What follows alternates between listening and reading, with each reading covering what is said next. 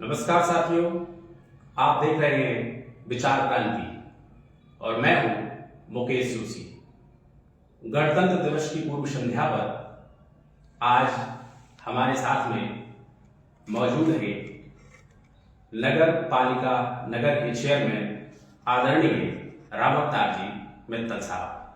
आज हम इनसे राजनीतिक चर्चाओं के दौर में एक विषय जिसको नाम दिया गया है सच के आईने में।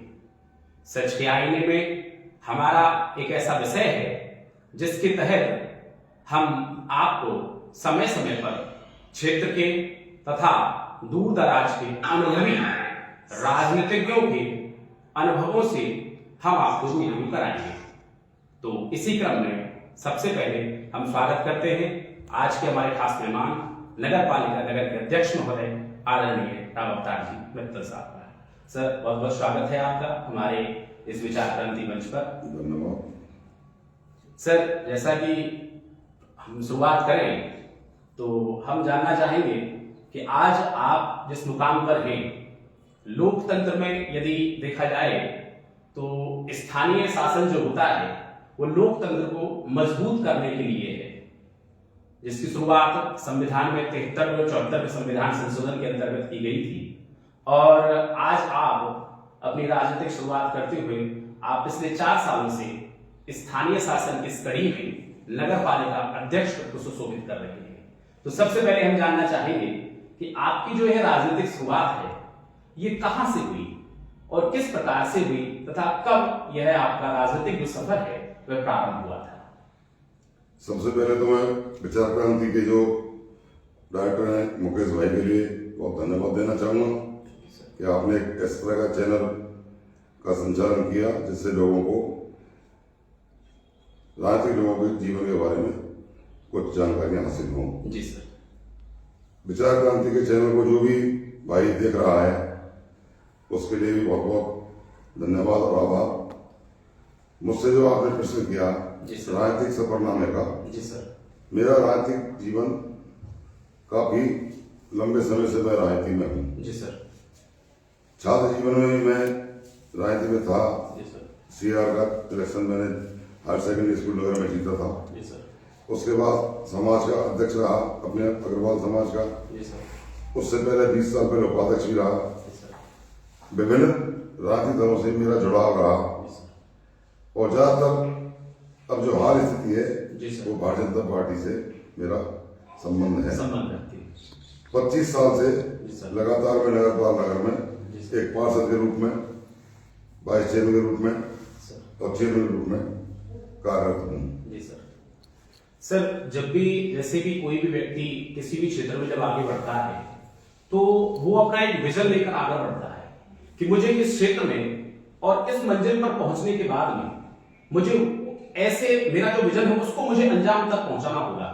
तो हम जानना चाहेंगे कि जब आप अध्यक्ष महोदय नगर पालिका के अध्यक्ष महोदय जब आप बने तो आपके जहन में नगर कस्बे के विकास को लेकर कौन सी ऐसी चीजें थी जो आपने अपने जहन में सबसे पहले सजोई, जिनको प्राथमिकता के क्रम में आपने रखा कि नगर के विकास के लिए बेहद जरूरी है। नगर की कस्बे की जो प्रमुख समस्या है जी सर। वो कचरा निस्तारण है। जी सर। गंदे जल की निकासी है। जी सर। उसमें हमने काफी प्रयास भी किए हैं जी। पर अभी कोई पूर्ण रूप में हम सफलता हासिल नहीं कर पाए। और जो हमसे बड़े जनप्रतिनिधि हैं, जी सर, जिनको आप विधायक कह सकते हैं, मंत्री कह सकते हैं, जी। उन लोगों से भी ये एक शब्द के रूप में हमने बात रखी जी सर। कि आपकी पार्टी से हम जुड़ना चाहते हैं, जी। अगर आप इन समस्याओं का समाधान करा दें। जी सर। तो उन्होंने हमको विश्वास दिलाया था, जी सर। भरोसा दिलाया था, जी। लेकिन वो चीजें पूरी नहीं हो पाई। जी सर। उसका कारण है जो गंदा पानी का निकास है वो हमारा डी रोड की तरफ जाता है। जी सर। नेचुरल जो फ्लो सिस्टम था पुराना वो सब अब बंद हो चुके हैं। जी सर। नहर वगैरह का अस्तित्व भी खत्म हो गया। रिकॉर्ड में नहर दर्ज है पर मौके पर नहरें नहीं है। जो रिकॉर्ड में पोखर थी उनमें भी आबादी बस गई है। तो गंदे पानी का जो बहाव है वो निरंतर कस्बे में विभिन्न स्थानों पर बना रहता है और उसका जो नेचुरल फ्लो है वो डी रोड है। डी रोड पर भी कोई हमारे नाले वगैरह अच्छी स्थिति में नहीं है और अच्छी स्थिति में हो उसके बावजूद भी हमारे पास कोई गंदे पानी के स्टोरेज के लिए कोई जगह उपलब्ध वहाँ नहीं है।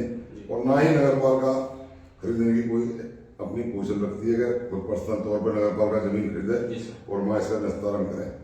फिर जब वहाँ आबादी है, गांव देहात शुरू हो जाता है, अगर वहाँ कहीं गंदे पानी का स्टोरेज करेंगे भी तो उन लोगों को एतराज रहता है।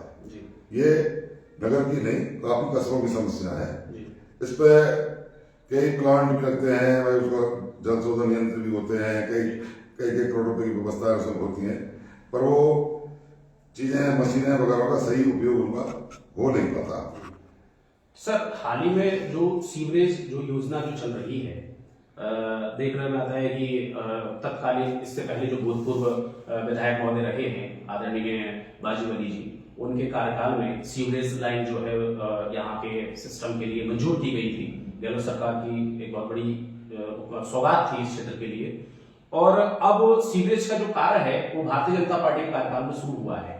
तो कई बार नगर के लोगों की यह एक सामान्य समस्या है जिसको वो कह भी नहीं पाते हैं, या फिर कहें तो उसका ठीक तरह से कई बार निदान भी नहीं हो पाया है कि कहीं ना कहीं सीवरेज लाइन जो डाली जा रही है उसमें गुणवत्ता की बहुत बड़ी कमी है।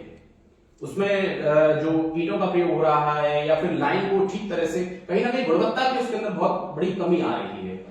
तो क्या नगर पालिका के ध्यान में ये सब चीजें हैं या नहीं है, इसके लिए कोई मुकेश जी, मैं आपसे निवेदन कर दूं। जी सर। इस सीवरेज का करीब 20 साल पहले डीपीआर बनी थी। जी सर। और उस टाइम रमन लाल जी सैनी चेयरमैन थे, और जहां तक मुझे याद है अनिता जी विधायक थे।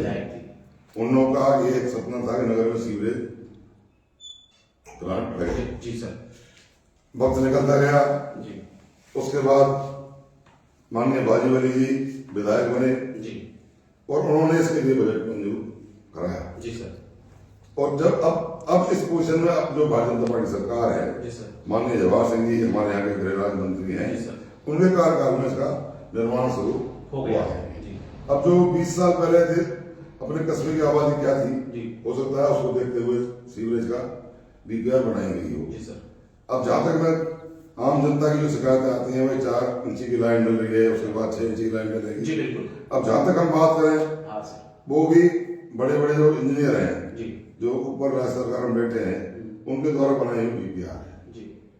अब उसमें हमारे पार्षद या हम लोग वो अलग से डीपीआर को चेक कराने की स्थिति में तो है नहीं। उन लोगों ने भी सोच समझ के डीपीआर बनाई होगी, और करीब इसकी कॉस्ट जो है 56 करोड़ रुपए की कॉस्ट उन लोगों ने आकी थी, जिसमें 40 करोड़ रुपए हमें मंजूर हुए हैं। और इस समय नगर पालिका की केवल देख रेख है। इसके भुगतान में, इसके निर्माण में, इसकी गुणवत्ता को देख सकते हैं। भाई भुगतान वगैरह सब कोई अलग से वो होती है संस्था, रुडसो कहते हैं उसको, उसके थ्रू ये सब काम हो रहा है। तो रुडसो एक अलग से संस्था है, उसके थ्रू ये काम हो रहा है। नगर पालिका का इसमें किसी भी तरह का कोई इन्वॉल्वमेंट नहीं, गुणवत्ता हम चेक कर सकते हैं। जी सर।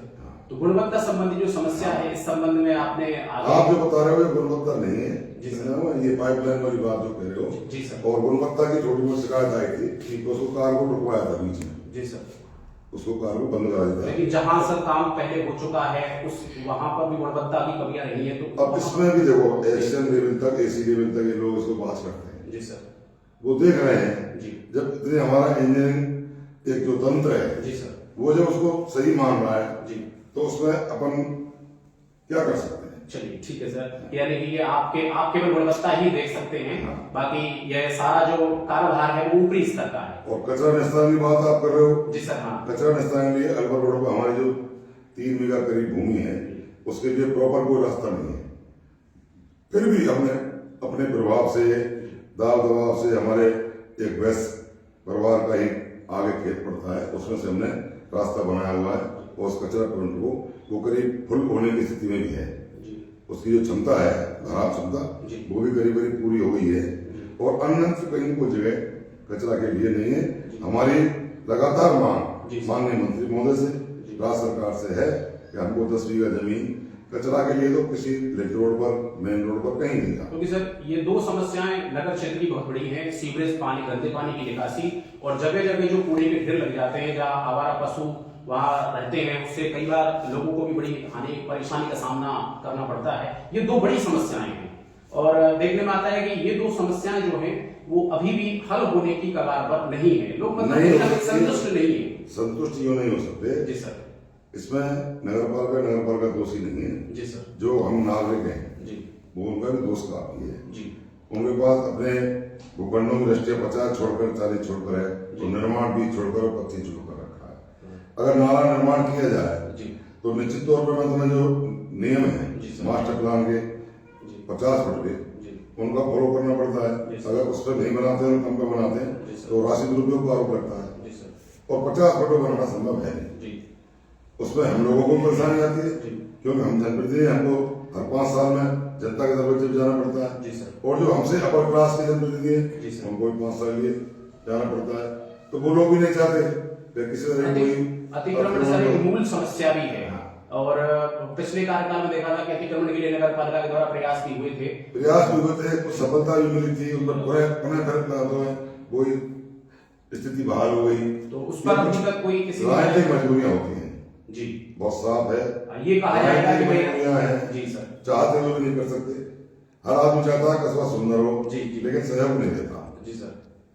अच्छे से अच्छा आदमी जो भी आदमी ऑन रोड मकान बना रहा है, दुकान बना रहा है, वो अगले से अगल बगल वाले से निश्चित तौर पर जोन फालतू बना तो रहा है। ये सर मेन समस्या जो है, ये अतिक्रमण वाली जो समस्या है, ये भी कहीं ना कहीं हल होने की स्थिति में नहीं है। इसमें नगरपालिका भी दोषी है जी और जो नागरिक हैं वो भी दोषी हैं और जो हमारे ऊपर अधिकारी या आधा जो हमारे नेतागण बैठे हैं वो सब बराबर के दोषी हैं।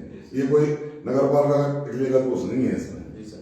लेकिन सर नगरपालिका यदि लोगों को तो हम आइडियल पूरी तरह से कभी कर भी नहीं सकते कि लोग स्वयं ही सारी चीजों को करने लग जाएं। तो कहीं ना कहीं कानून बनाए ही इसलिए गया है, ये संस्थाओं का निर्माण इसलिए किया गया है कि लोग यदि कोई अवैध काम कर रहे हैं, इलीगल काम कर रहे हैं, कोई आउट ऑफ वे जाकर काम कर रहे हैं, तो जो संस्थाएं हैं वो लीगल एक्शन लें, उनके खिलाफ सख्ती से पेश आए और ऐसे कार्यों को, ऐसी जो समस्याएं हैं उनके निदान के लिए कोई अच्छा लीगली एक्शन लेकर और उनको मुक्त कराया जाए। देखो बहुत काम हमने किए हैं जी। कुछ कमियां हैं और कमियां आगे जो आएगा वो भी नहीं पूरी कर सकता। जी सर। नई नई समस्याएं पैदा होंगी। जब आबादी विस्तार होगा तो निश्चित तौर पर मूलभूत सुविधाओं का अभाव रहेगा। जी सर। अब हमने इस बोर्ड ने हमारे ने जो भी हमारा 4 साल का कार्यकाल रहा जी सर। पूरी तरह सर्वसम्मति से रहा। जी चाहे विधायक महोदय, मंत्री महोदय कोई रहा, किसी दल का रहा, जी सर। सबने भाईचारे के साथ 4 साल गुजारे। हमने बहुत शानदार नगर पालिका भवन बनाया जो भरतपुर जिले में शायद ही इस तरह का नगर पालिका भवन हुआ। जी। दूसरी बात, आज तक पूरे राजस्थान में कोई नगर पालिका किसी के नाम, स्वतंत्र सेनानी नाम या किसी शहीद का नाम नहीं है। जी। ये नगर कस्बा पहला है जो एक स्वतंत्र सेनानी के नाम नगर पालिका, श्रीमान माननीय दामोदर जी के नाम नगर पालिका। वाकई में इसकी तारीफ की जानी चाहिए क्योंकि उनका योगदान रहा है, उनके नाम से नगर पालिका अमरदास से पार्क विकसित किया जी सर बहुत अच्छे तरीका से। जी। अभी सावित्रीबाई फुले पार्क किया है जी।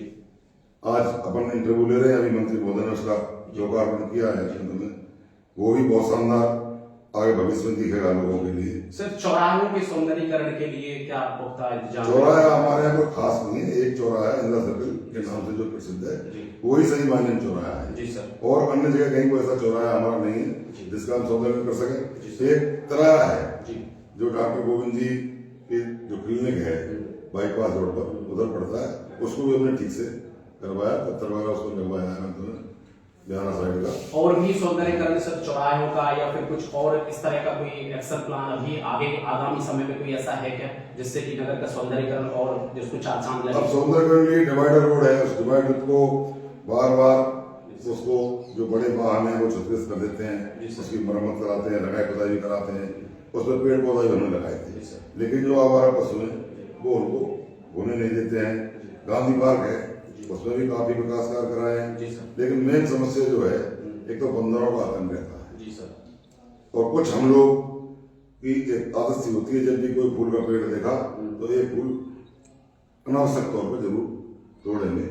इतनी अवेयरनेस सभी जनता में, नागरिकों में नहीं है कि अपनी चीजें को सुंदर बनाए रखें। इसी तरह सफाई की व्यवस्था है, हमने 60 जो अस्थायी कर्मचारी लगाए हुए हैं, 40 हमारे स्थायी कर्मचारी हैं, डेली अच्छे से सफाई करते हैं। सफाई होती है सुबह 7 बजे, मार्केट खुलता है 9 बजे, तो दुकानदार भाई जो भी हैं वो उस कचरे को रोड डाल देते हैं, तो उससे कहीं कहीं गंदगी दिखती है, कहीं कहीं नाली अवरुद्ध हो जाती है। पन्नी का प्रचलन चल रहा है, सरकार ने पॉलिथीन बैन कर रखी है, लेकिन बार बार चेतावनी के बाद बार बार जब्त कर लेते हैं कुछ, उसके बावजूद भी कुछ जुर्माना नहीं करते हैं। पर नहीं मानते। सर कई नालों पर देखा गया है, कई नालियों पर देखा गया है कि पहले फेरो कवर थे, वो कमजोर हुए, टूट गए, तो नालियों पर अभी भी फेरो कवर जो नहीं है और उन पर दुर्घटना होने की, कई बार गड्ढे भी ऐसे हैं जिन पर दुर्घटना होने की आशंका बनी रहती है, जिन पर फेरो कवर नहीं है, तो इनका भी कोई जल्द से जल्द कोई निदान नगर पालिका जितनी भी नालियां हैं जी सर, जिनको क्रॉस भी कहते हैं अपन, जी उस पर पहले तो जो स्लोप बनाते थे जी, वो स्लोप ज्यादा ऊंचा नीचा हो जाता था, उससे गाड़ियों को दिक्कत होती या जल भराव की स्थिति पैदा हो जाती। जी सर, तो हमने लोहे के जाल काफी मात्रा में लगवाए जी और सर। लगातार लग रहे हैं। जी सर, पर क्या है, भारी वाहन जो चलते हैं ना जी, वो उनको चतुरित कर देते हैं, वो उनका वजन नहीं झेल पाते, तो उनकी उम्र बहुत कम हो जाती है और वो बार बार बदलते रहते हैं और काफी कुछ पैसा जाल निर्माण पे, जाल फिक्सिंग पे हम लोग खर्च कर रहे हैं। लेकिन अभी जहां दुरुस्त की नहीं है वहां पर थोड़ा सा दुरुस्त करने के लिए आगे बढ़ा जा सकता है। सर एक चीज मैं सुरक्षा को लेकर कहूंगा कि नगर में हम देखते हैं कि कई बार चोरियां चकारी ज्यादा होती हैं कहीं पर, तो ऐसी स्थिति में नगर में सीसीटीवी कैमरे की जो एक समस्या है वो काफी लंबे समय से बनी हुई है, तो मुख्य मुख्य स्थानों पर सीसीटीवी कैमरे होने चाहिए थे, बीच में हुई भी लेकिन उन्होंने ठीक तरह से काम नहीं किया, और अब तो हालात ये है कि कहीं भी सीसीटीवी कैमरा नहीं है, तो ऐसी स्थिति में सुरक्षा के लिए एक बड़ी चुनौती है, तो इस पे से नगर पालिका क्या कहना, आप क्या